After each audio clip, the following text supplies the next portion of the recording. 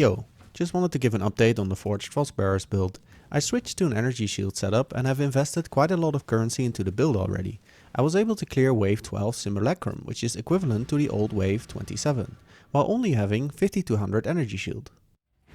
This is possible due to leech from the Bone Barrier Ascendancy. The area of effect overlap shotgunning, in combination with Ghost Reaver, provides quick leech stacks and will bring you up to leech cap almost instantly. I also chose to go for a Squire setup with Glancing Blows, instead of full block with Bone Offering. This allows me to pick up the Plaguebringer Ascendancy instead of Mistress of Sacrifice. Plaguebringer actually provides a very decent amount of area of effect, which feels really good with the Frostbearers.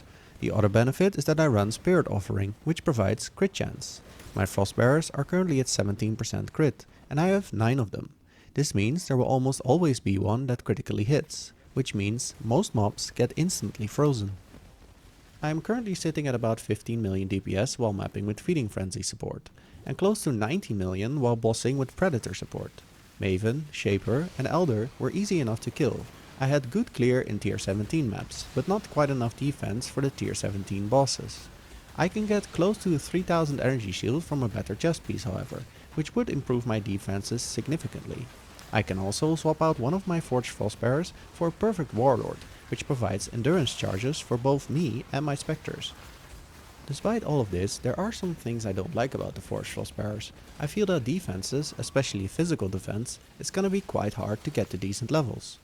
If I were to swap to an Aegis Aurora with Bone Offering for example, to get more defenses and swap my Spectres to a 6-link in a chest, then also grabbing a +2 minion wand with a trigger, it would lower the DPS to about 7.5 million with Feeding Frenzy, which is not terrible, but the amount of currency invested to reach that number is quite high. Which made me realize that scaling these takes a lot more currency than I initially thought. I can get quite a bit more damage by getting a Shaper and Elder influenced weapon that would provide me with increased critical strike support and increased critical damage support on top of the innate supports my weapon currently has. I can also get another large 12 passive minion cluster. If I were to do this, the DPS of the Forged Frostbearers would go to about 50 million. While 50 million is a lot of damage and you will probably not need more in most cases, the cost of achieving this number is quite high. This is also theoretical DPS. In reality, the Frostbearers sometimes stand still for a second and do nothing. They also have a flee mechanic when too close to enemies, so you have to be careful when using Convocation. This is also dangerous because leeching is really the only sustain you have, as energy shield recharge is disabled due to Ghost Reaver. I also think the nerf to Hatred and us not having access to the Crucible passive trees does hurt the potential damage scaling quite a bit. Another thing is Spectre survivability. In higher content, sometimes 1 or 2 Forged Frostbearers would slowly die. I am running only 1 Leech Abyssal Jewel in my Wraithlord and do think grabbing a few more Leech Jewels would help with this significantly. I will post my PoE in the description, and for those of you looking for medium budget upgrades, you can grab the following.